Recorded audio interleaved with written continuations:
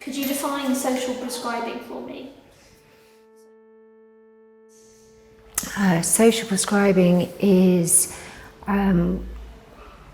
where people who are finding it slightly more challenging than normal, maybe mentally, physically, emotionally, and seek help from GP surgery, and the GP surgery will then link them with a social prescribing nurse. Then they will help them to engage with activities in the local community.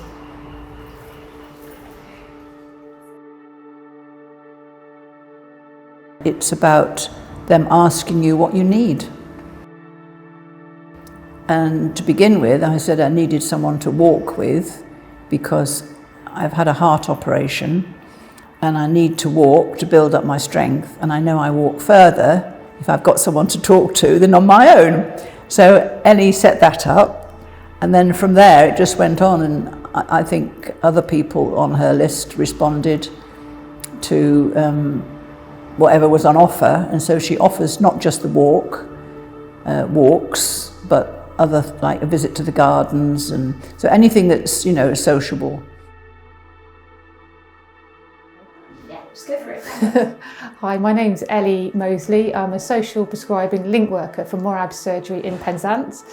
So we are a link to services in the community that are non-clinical. So people go in and see the nurse, the GP, for issues that are bothering them, that are medical in nature, but often the things that cause those issues or make them worse aren't medical in nature, and they need options, interventions that the doctor can't prescribe, the nurse can't prescribe. There isn't an exercise or a treatment for necessarily. And so we act as the link between the surgery and the community, that are about things like making friends, about starting new hobbies, or maybe it's more crisis stuff. Maybe they're worried about their housing or money. So we have to have an incredible amount of knowledge about an awful lot of what's out there, because somebody can come to us with pretty much anything, and then I go away and hopefully come back with a range of options based on their personality, what's available in the community, what I think will suit them, and then we make a choice about which ones they'd like to try. I'm Ellie, I'm a social prescriber for Morrab surgery. It's really lovely to see some new people here and see some people that I've known for quite some time as well. I'm Judith, and I was invited to join this, and I'm really grateful for the invite. I've loved every bit of it that I could attend, and I just love learning more about art and how to display it and how to interest people in it. Just people like us, not elderly, but the public. I've got really severe osteoporosis, if that's the correct pronunciation. I'm getting mixed up. And then very early on this January, I fell down and fractured my back, and it's taken a long time to heal. I've not been confident enough to go out.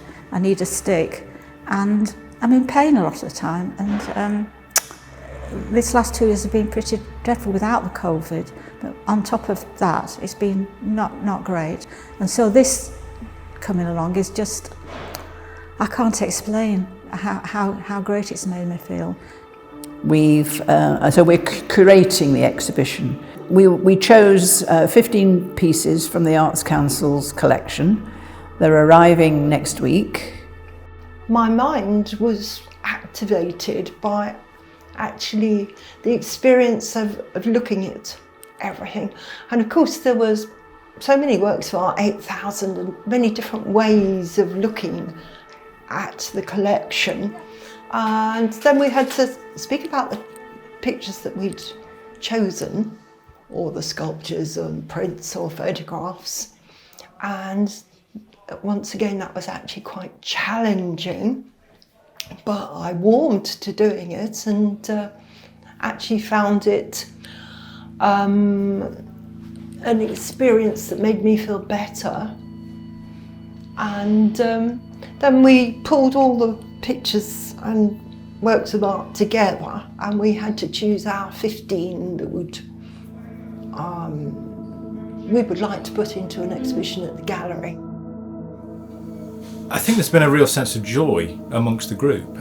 They're all so appreciative of the opportunity to make a show and come together and meet new people, and I think it's just reminded me of how supremely creative the process of developing a show is.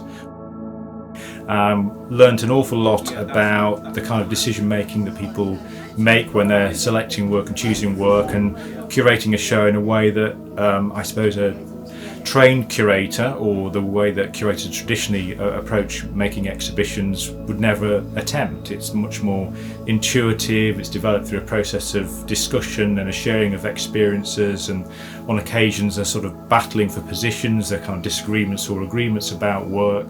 I've learned an awful lot about all the work in the exhibition, and I've arrived at conclusions that I've never seen written about these works. Would have never arrived at for myself. So it's been a really enlightening experience, and I think it's taught us a lot about the way future exhibitions at the gallery might be developed. Two of the pieces that I actually chose have been selected to actually make it through to the exhibition. There is Simon Starling, which is the canoe, and I'm so excited about this. Can't actually wait to see it in 3D. The whole journey from him making it, and just him having the adventure of sailing it on the Dead Sea. The whole piece itself is just amazing. And then the other piece is by Celia Berman, and that also for me is just so exciting. It's just an absolute explosion of colour. I mean, both pieces I chose during lockdown, when I felt completely isolated and quite alone, probably like everybody else. And they just offered so much hope, and the Celia Berman, it was just an explosion of colour, and I just felt like I needed that. It wasn't just like, this is a nice piece of work. It was just like, I need this much colour in my life right here, right now. It's so vivid and just bursting with colour.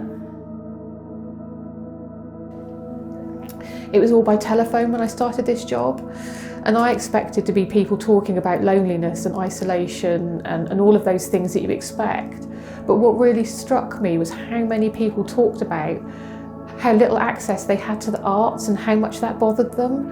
And that was what really drove the impetus for me to go and seek connections with local artistic organisations. And I first made contact with Bettina through the Tea, Cake and Art, and then through James, and went out and seeking different opportunities for people to get involved in artistic things as soon as we could. And Penley House Gallery were amazing as well. And to be able to sort of take that from the community and go, right, actually there's this group of people that really have this need for artistic satisfaction, I don't know what the right word is, and to be able to come out to organisations like this and say, who can help? And for somebody like James and yourself and the Newlyn Art Gallery to be so there, so present, so ready to do something like this, it just really humbled me.